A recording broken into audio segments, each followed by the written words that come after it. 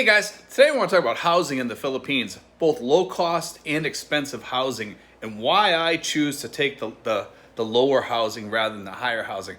A lot of guys here, and you can see it in some of the comments sometimes when we show housing, they don't like the small housing at all. They like having the big stuff, and it's okay to have that. But for me, even though I'm in the upper range of my my monthly income, I still choose the small, and I'm going to tell you why. The reason why I do that is because of this. Number one, medical. At some point, at my age, and I'm coming up on 60 really fast, when I come up on 60, I know I'm going to start having medical issues, things like that. And that's the problem here. You know that you're going to hit that sometime, and you need to have that money. Even though I have insurance, if I go over that or if they don't cover something, I want to make sure I have that money that covered. But here's the best part about it. The best part about it is this. Living below your means gives you kind of a sense of safety because you got the extra money. You have that extra income coming in. You can go out to eat when you want. You can go up to Manila. You can go on a small trip or something like that. And the other thing that I save on also is this, is transportation. Transportation is another thing where I try to save money. But I'm not telling people not to buy or rent these bigger homes, the condos or whatever. A condo sometimes for some people is actually a good investment because you can buy a condo over here. You can buy a condo and you're allowed to, okay? You can also own a house, but you have to lease the property, okay? But here's the thing. A lot of the guys that want the big homes and stuff like that, I don't knock that. Don't get me wrong. I understand where they're coming from. They're retired. They want to live like that. I myself want to live like that soon. You know, once I get a few things done here, eventually I do want to move to a bigger house. I do want to be more comfortable. Not much bigger than what I'm in now, but maybe in a gated community where I feel a little bit safer or whatever, closer to the water where I want to be. Also, I'd like to be in a place where I can go use a pool or whatever. You know, as I age, I want to be able to exercise, get out there, use the pool. I mean, I'm not going to be doing videos forever. I know someday I want to kick back and just kind of relax. But here, where I am right now gives me a sense of peace here. And where I'm at, I'm right in with my community right here. And all the guys in the community like living small. I like living small, to be honest with you.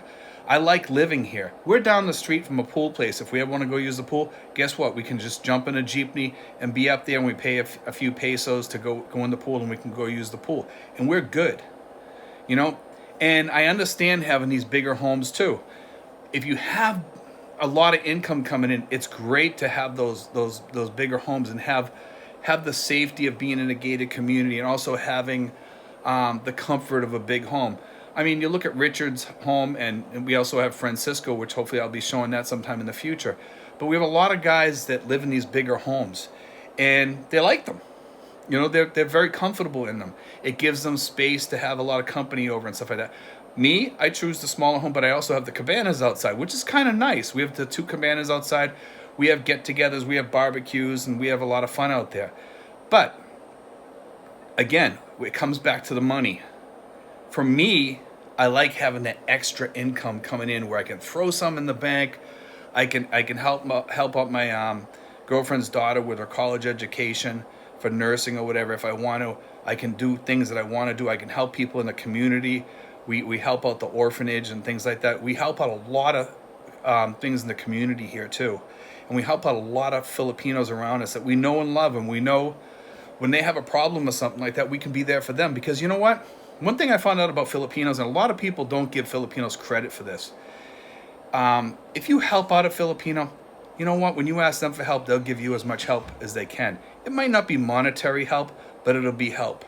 You know, and that's part of the Filipino community that people miss out on.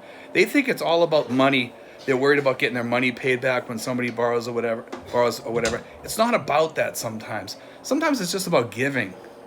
If you give it to them, usually you'll get it back. I know not all Filipinos are like that, but not all Americans are like that either. So let's not just blame it on the Filipino culture, because it's not about the Filipino culture always. It's just human nature. Some people just don't pay back loans or whatever, and that can be a problem. But again, to get back to these small homes, one of the best parts about living in a small home is that they're easy to clean.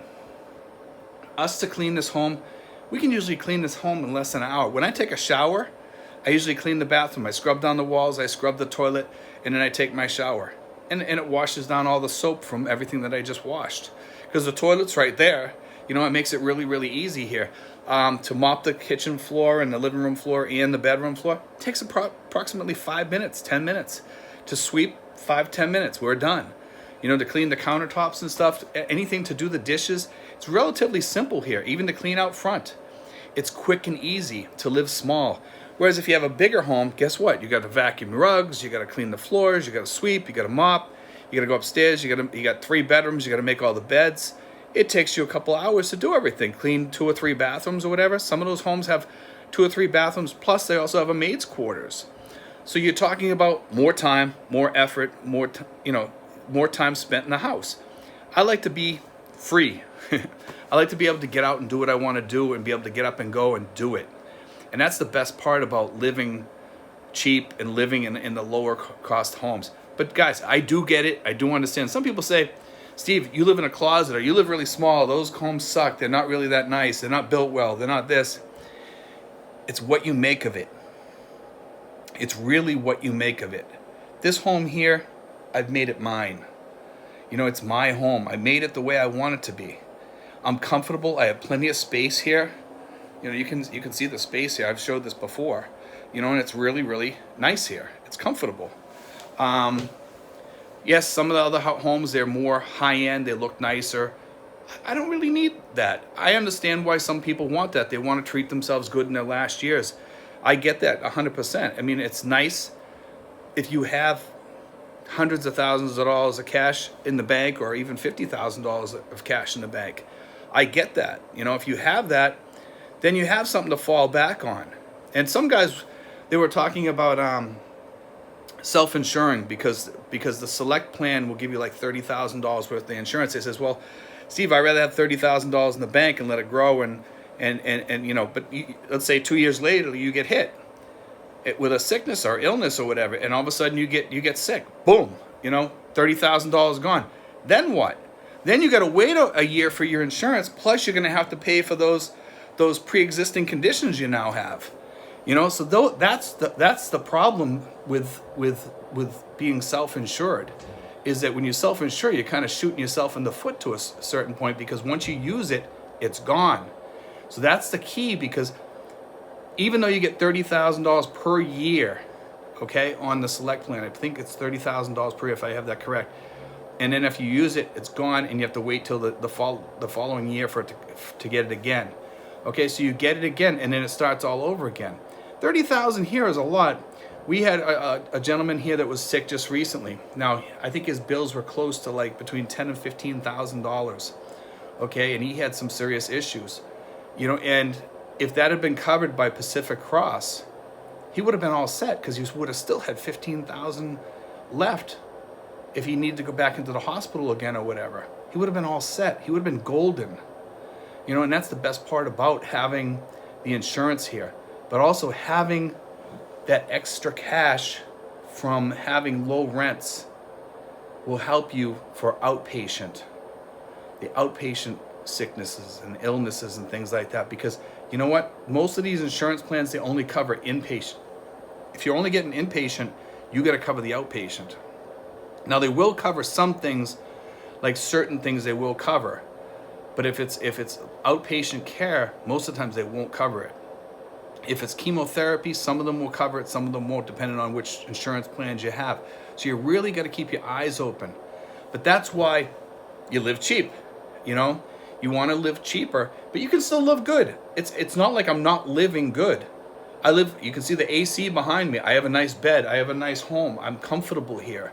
I live on a road where transportation goes by. I can jump on it. I can walk to the top of the hill here. It's a couple feet up outside of my door. I can walk out, get on a Jeep, and go over to Dasma. And I'm at the Dasma Mall. And boom, I'm right there. And that's a great thing to have. I also can walk up this around the corner up Crucillo Street, and guess what? I get to the end of Crucillo Street, I can flag down a bus and go all the way up to PITX, the transportation center up in Manila, get off there, jump on a shuttle over to the Mall of Asia and go to the Mall of Asia if I want. Or I can go to the airport, or I can go someplace. And I think some of those shuttles are actually free. So, I mean, it's also about location too, because some of these places that are gated communities, guess what? There's not a lot of transportation services in those places.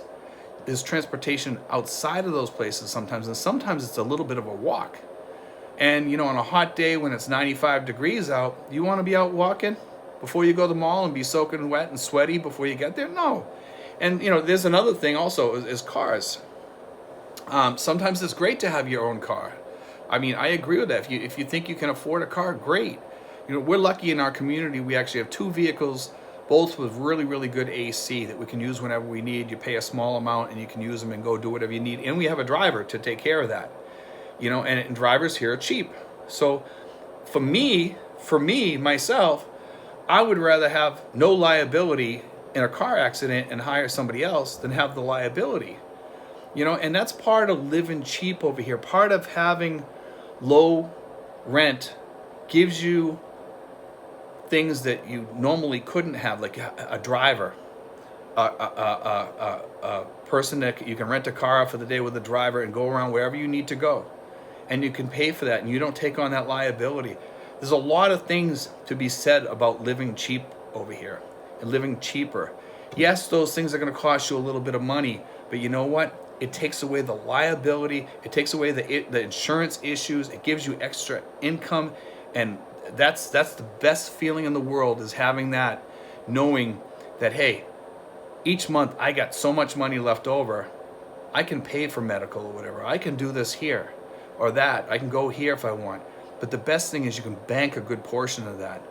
Anyway, guys, I hate to push on this a lot, but it's something that we really need to understand when you come over here, that we're over here retired, and that's when we start getting sick.